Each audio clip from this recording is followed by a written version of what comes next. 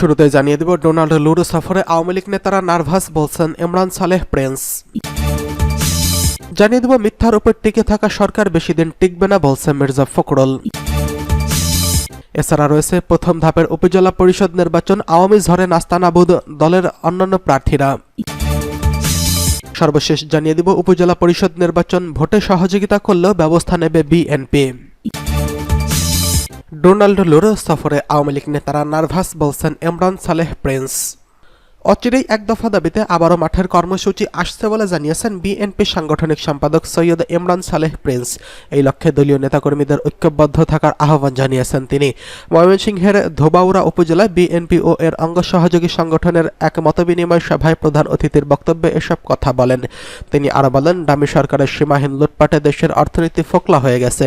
বৈদেশিক মুদ্রার রিজার্ভ তলানিতে ঠেকেছে, রিজার্ভ চুরি হয়ে গেছে বলে গুঞ্জন শোনা যাচ্ছে। ব্যাংকগুলো ধ্বংস করে দেওয়া হয়েছে, বিদেশিরা তাদের মুনাফার টাকা ফেরত দিতে চাপ দিচ্ছে। অর্থনৈতিক দুরবস্থার ডলার সংকটের কারণে সরকার তা দিতে পারছে না। এই অবস্থা দেশ এখন দেউলিয়া হওয়ার পথে। এই সময় বিএনপি বসে থাকতে পারে না। অচিরেই এক দফা দাবিতে মাঠের আন্দোলন কর্মসূচি আসছে। দেশ ও জনগণকে রক্ষায় এই আন্দোলন সফল করতে হবে। বিএনপি ও এর দেশ ও মানুষের মুখাপেক্ষী হয়ে রাজনীতি করে না। দেশ ও জনগণের জন্য বিএনপির রাজনীতি। এজন্য নেতাকর্মীদের অনেক খেসারত দিতে হবে। তারপরে বিএনপি দেশ ও জনগণের পাশে অবিচল রয়েছে। এ সময় দলীয় নেতাকর্মীদের প্রতি রাজনীতির গতি প্রকৃতির উপর দৃষ্টি রাখার আহ্বান জানিয়ে ইমরান সালেহ প্রিন্স বলেন, ডোনাল্ড লুরু বাংলাদেশ সফর আওয়ামী লীগের নেতারা নার্ভাস, সেজন্য তারা প্রলাপ করছেন। মনে হচ্ছে তারা বিপর্যস্ত। তা না হলে সফর নিয়ে তারা কেন এত অস্থিরতা? আসলে ডামি নির্বাচনে সরকারের ভিত্তি নড়বড়ে হয়ে গেছে। মতবিনিময় সভায় উপস্থিত ছিলেন ময়মনসিংহ উত্তর জেলা বিএনপির সদস্য আনিসুর রহমান মানিক, মোয়াজ্জেম হোসেন খান লিটন, ফরহাদ রব্বানী সুমন এবং উপজেলা বিএনপির নেতা মাহবুবুল আলম বাবুল প্রমুখ। মিথ্যার উপর টিকে থাকা সরকার বেশি দিন টিকবে না বলছে মির্জা ফখরুল। বর্তমান সরকার তথা শাসক গোষ্ঠীর মিথ্যার উপর টিকে আছে মন্তব্য করে বিএনপির মহাসচিব মির্জা ফখরুল ইসলাম আলমগীর বলেছেন, আওয়ামী লীগ শাসক গোষ্ঠী জনগণকে মিথ্যা কথা বলছে, তারা মিথ্যা তথ্য দিচ্ছে। তারা মিথ্যার উপর টিকে থাকতে চায়, তবে মিথ্যার উপর টিকে থাকা সরকার বেশি দিন টিকবে না। বুধবার 15 মে গুলশানে বিএনপি চেয়ারপারসনের রাজনৈতিক কার্যালয়ে এক বৈঠক শেষে সাংবাদিকদের প্রশ্নের জবাবে তিনি এই মন্তব্য করেন। বিকেলে গণফোরাম ও পিপলস পার্টির সঙ্গে বৈঠক করে বিএনপি।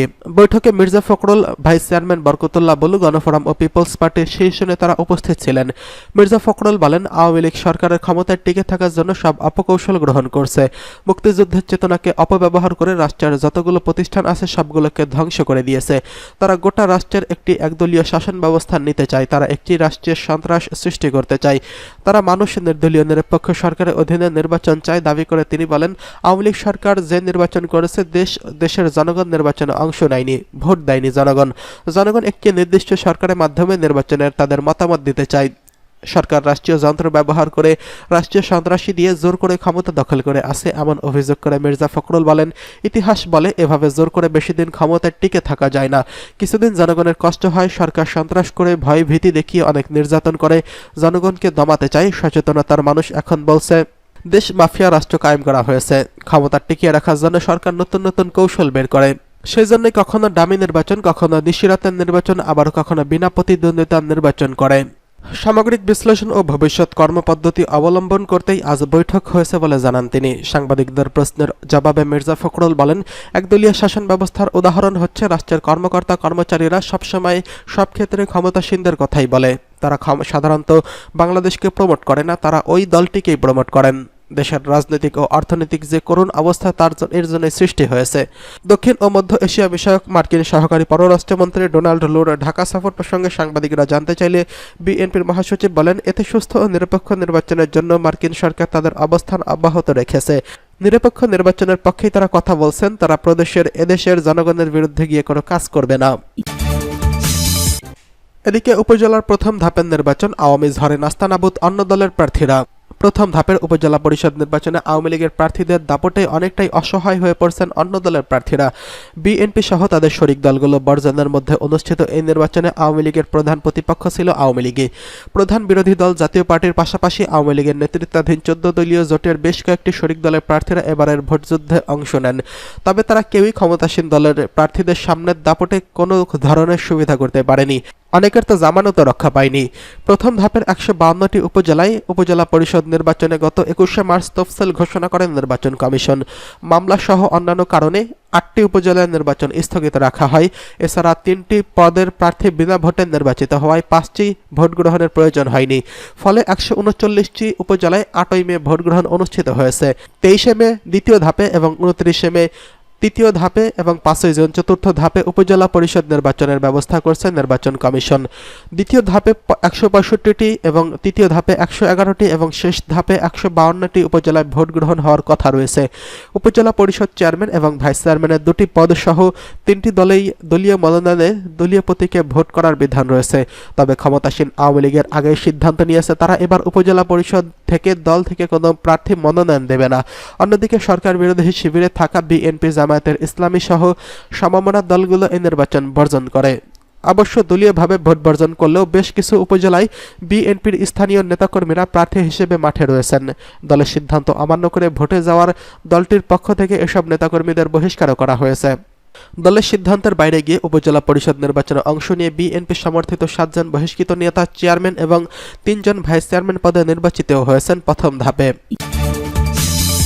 ভোটে সহযোগিতা করলেও ব্যবস্থা নেবে বিএনপি। উপজেলা পরিষদ নির্বাচনে অংশ নেওয়া বিএনপি নেতাদের বহিষ্কারের তালিকা বেড়েই চলছে। দলের সিদ্ধান্ত অমান্য করে ২৯শে মে তৃতীয় ধাপে ভোটে যাওয়ার ৫১ নেতাকে বুধবার প্রাথমিক সদস্য পদসহ সব পর্যায়ের পদ থেকে বহিষ্কার করছে দলটি। এ নিয়ে ২০০ নেতাকে বহিষ্কার করা হলো। তবে বহিষ্কারের তালিকা বাড়লেও দলের শৃঙ্খলা রক্ষায় কঠোর অবস্থানে রয়েছে বিএনপি। শুধু প্রার্থী হলেই নয়, উপজেলা ভোটে কেউ সহযোগিতা করলেও তার বিরুদ্ধে ব্যবস্থা নেওয়া হবে। প্রথম ধাপের ভোটে প্রত্যক্ষ ও পরোক্ষ সহযোগিতা করার অভিযোগে কেন্দ্রীয় ও স্থানীয় এমন ৭ নেতার বিরুদ্ধে তদন্ত চলছে।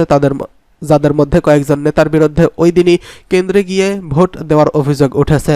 দলটির হাইকমান্ডের অভিযোগে বিষয়টি অবগত হয়েছেন কয়েকজন কেন্দ্রীয় নেতাকে দিয়ে তদন্ত করছেন। সংশ্লিষ্ট সূত্রে জানা গেছে এসব তথ্য। এদিকে ৮ই মে প্রথম ধাপের ভোটে অংশ নেওয়া বহিষ্কৃতদের মধ্যে নির্বাচিত ও পরাজিত অনেকেই দলে ফিরতে চান। নিজেদের ভুল বুঝতে পেরে ক্ষমা চেয়ে তারা কেন্দ্রীয় দপ্তরে আবেদন করবেন বলে জানা গেছে। প্রথম ধাপের ভোটে অংশ নেওয়া ৮০ জন নেতাকে বহিষ্কারের পর দ্বিতীয় ধাপের নির্বাচনে যাওয়া ৬৯ জন নেতাকে বহিষ্কার করে বিএনপি। দ্বিতীয় ধাপে ভোট গ্রহণ হবে ২১শে মে। সর্বশেষ বুধবার তৃতীয় ধাপে ভোটে যাওয়া ৫১ জন নেতাকে বহিষ্কার করে দলটি। এরই মধ্যে নির্বাচনে চেয়ারম্যান প্রার্থী ১৭ জন, ভাইস চেয়ারম্যান ২৫ জন এবং মহিলা ভাইস চেয়ারম্যান পদে ৯ জন নেতা রয়েছেন। রংপুর বিভাগে এই ধাপেও সবচেয়ে বেশি সংখ্যক ১২ জন প্রার্থী রয়েছেন। গঠনতন্ত্র অনুযায়ী তাদের ৪৮ ঘণ্টা সময় দিয়ে দল থেকে শোকজ করা হয়েছিল।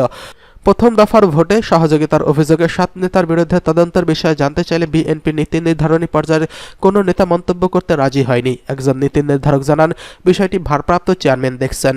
বিএনপির দায়িত্বশীল একাধিক নেতা জানান, উপজেলা পরিষদ নির্বাচনে বর্জনের সিদ্ধান্ত সঠিক। দলের সিদ্ধান্ত অমান্য করে যারা ভোটে গিয়েছেন তাদের বহিষ্কার করা হয়েছে। সেখানে কিছু নেতা কর্মকাণ্ড দলকে বিব্রত করছে। ভোট বর্জনের জন্য যখন গণসংযোগ লিফলেট বিতরণ করা হচ্ছে, সেখানে দায়িত্বশীল নেতা হয়ে কেন্দ্রে গিয়ে ভোট দেওয়া ও ভোট দিতে উৎসাহ করা ঘটনা দুঃখজনক। যাদের বিষয়ে অভিযোগ উঠেছে তদন্তে প্রমাণ হলে তাদের বিরুদ্ধে ব্যবস্থা নেওয়া হবে।